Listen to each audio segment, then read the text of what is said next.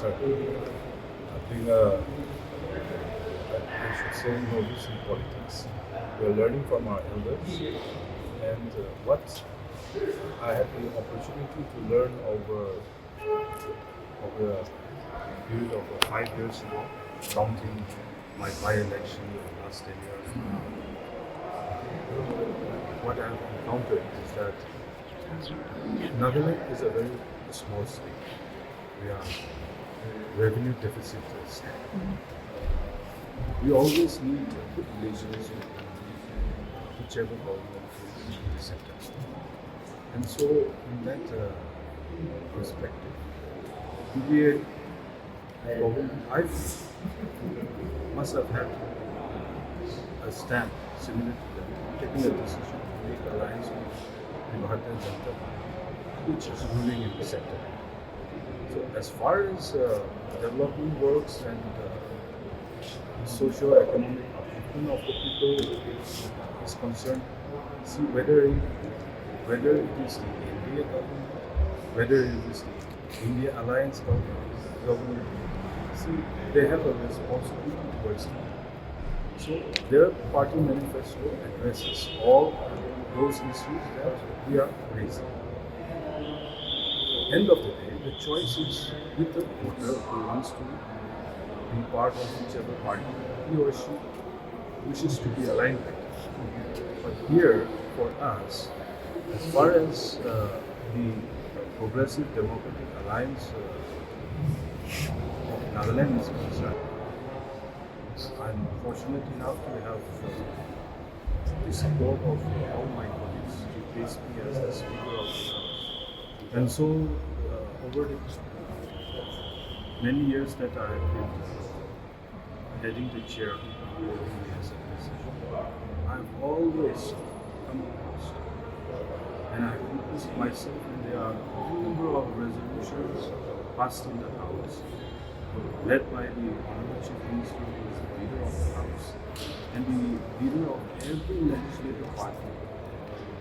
When it has anything to do with religion, when it has to do with our social and cultural practices, the Nagaland government, the elected members led by the leader of the House, have always taken a strong stand in passing resolutions against such draconian law or discriminatory laws. And my colleague here has also been a witness over the last 2 years of what has happened in medicine. For example, in 2003, the Assam government had passed the healing and witchcraft practices. There was a discussion. The bill was introduced and was not passed. But even then, so, the leader of the House and the NLTV party led by the president had made strong reservations against the move of our neighboring state, although we are in alliance, because it hurts the sentiments of our people, it hurts the sentiments of ourselves. So the resolution was passed and it was forwarded to the Assam Assembly. So such things are there, and our leaders are well aware of such issues. And the Nagaland Assembly is always there to protect the interest of the Nagaland. If you look at the result, it was a huge mandate for the NDPP, and you can easily find out from the results that there is no anti-incumbency wave as of now due to the ruling dispensation. So I believe it's hats off to our party leader, because under him all of us have worked hard, and people have responded to the call of the NDPP party as well as our PDA Congress. And now in all the municipalities, we can see that ruling dispensation has taken the upper hand in all the town councils and municipal councils. So that is a big congratulations to our Honorable CM and the whole NDP party for the Many MLAs are together hand in hand to see that our district does develop in all fronts. And I've been in discussion with our honorable speaker also and the chairman of the DPTP today. I have suggested one thing, to have a survey done for Mokokchung as well as the other subdivisions, to have a human development index, economic survey, all those areas, so that we will know pointers where we need to improve. And until and unless we have hard data in our hands, we will not be able to find out which direction to move. So once we get hold of those data, I'm sure everybody will contribute in their own way to see that our ratings go higher in all those pointers. And I'm sure under the dynamic leadership of our speaker and the chairman of the DPDP, you will see the results in days to come. They informed me that a solid waste management project has been taken up for Mokokchung, and they are looking for certain land owners to donate the lane 15 so that that project can be taken up. And I think that they have already clinched the deal with the land owners. And I believe that the contractor has already been selected. So in days to come, I'm sure the waste management project will be solved once that project is implemented. See, the proposal has been put up during the last tenure of the previous chairman of the DPP. And with our new chairman, he is quite interested to take up the projects for improvement in Changtongya. I'm sure he will see the light of day during his tenure, and I'm sure he has the zeal and the passion to see that it is taken to its objective. And let us all hope and pray that during his tenure, this project will come. It's not PDS specific, I should say. It's whether it is a PDA government, which is the ruling government of the day, we have some other government led by some other party. It will still be the same. The government encourages transparency and accountability by putting in place mechanisms such as vigilance, departments,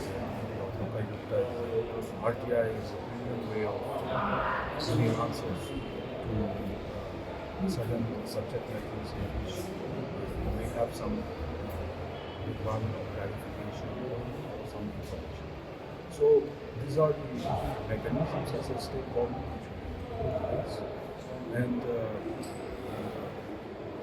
to supplement that, see the newly period government have announced that the zeal or vision of the present government of the day is to have is to pursue a state of excellence. So that is a statement alone. It speaks volumes of the accountability that the government has against the people, like towards sports related. We have a lot of medal winners over the last 2 years. How they can do it? Because under the Mangkolemba Association, is complete transparency in who to select, how to select, and from which region it's going to be selected, because it was all discussed in merit-based. Another aspect of looking at it is in employment opportunities, in which the National Staff Selection Board is one of the best achievements in the government, I should say, a because see, the question paper came around 8:30 by charter flight to Mokokchung, and then it was brought up to the and the first examination was held. That is how the present government is serious about maintaining accountability, transparency, based on meritocracy towards the people. So it's of course different sections of people may have some reservations. So whenever they have reservations, I would encourage them to approach the already established organizations and agencies agencies which are already there to check if there are any corruptions and if there are any good thing happening towards against our people. My encouragement will be Supplementing to what Sir just said regarding the NSSB, one more point to add is the downgrading of the marks in the interview. From 50 marks to it was brought down to 10, so that the meritocracy is given priority. So that is one area where transparency of the government, policies of the government for transparency is implemented. And another thing is the team's number to do away with this policy. Now every employer has a personal identification management system. So no appointments can be done on a casual basis now without having the team's number, and without the team's number you are not getting your salary. So that is how the purpose appointment and casual employees, all this has been checked. So that is one of the achievements of the PDL organization.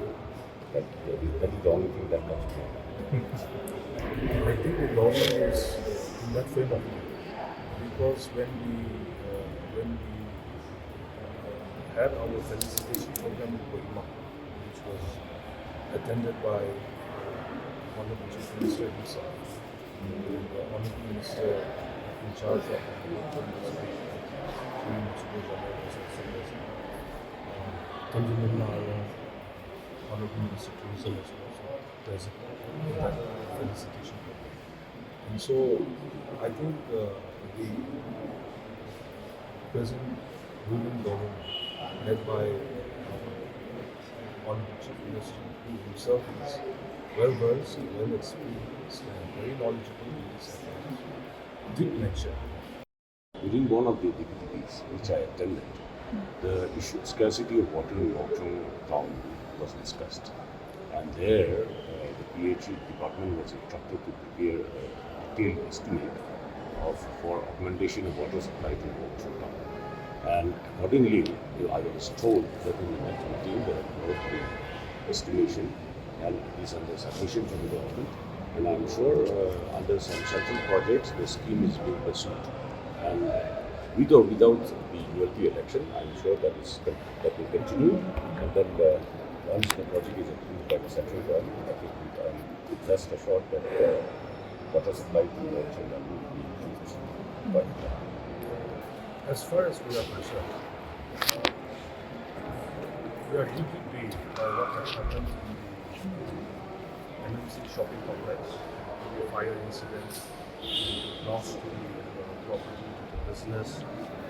This really has affected the livelihood of a lot of our entrepreneurs. So to that extent, what we did as and when the fire incident was to coordinate through our former chairman of the district government, and whatever we could mobilize from our end in order to meet the requirements of those affected, we had done on our part as a government. Through the district planning, the former chairman have taken initiative on all our people to get the structure tested. You see, because fire rages and it uses a lot of multiples of celsius. So our apprehension is that structural compromises may have happened. We don't know. So the honorable chairman, former chairman of the district planning, honorable advisor Shri Kumpa, he has taken very good initiative to get the testing done through the administrator and the district administrations involved. So as far as we are concerned as of today, that unless the administration comes up with that report, the necessary requirements and proposals have been made to the government. So we are awaiting it. And since I have just taken over the chairmanship from my colleague, former chairman of the district planning, we have also spoken today about the NLTV shopping complex. And very soon I think we should be having some report about it. Has happened after more than 18 years. So in the absence of which there is a technical issue which we came across last tenure when I was serving as chairman of the district planning, is that the water distribution within the set municipal unit, it becomes the responsibility of the municipality. Now, why we did not have the municipality is another question. Another reason to it, because we had issues with regard to land tax, house tax, and the house tax. Because the women reservation is now covered under Article 243T as per the Constitution of India. It's a compulsion clause which we have to apply. So in that note, our people, we did not have much reservation into 33% reservation because it is a constitutional obligation. But our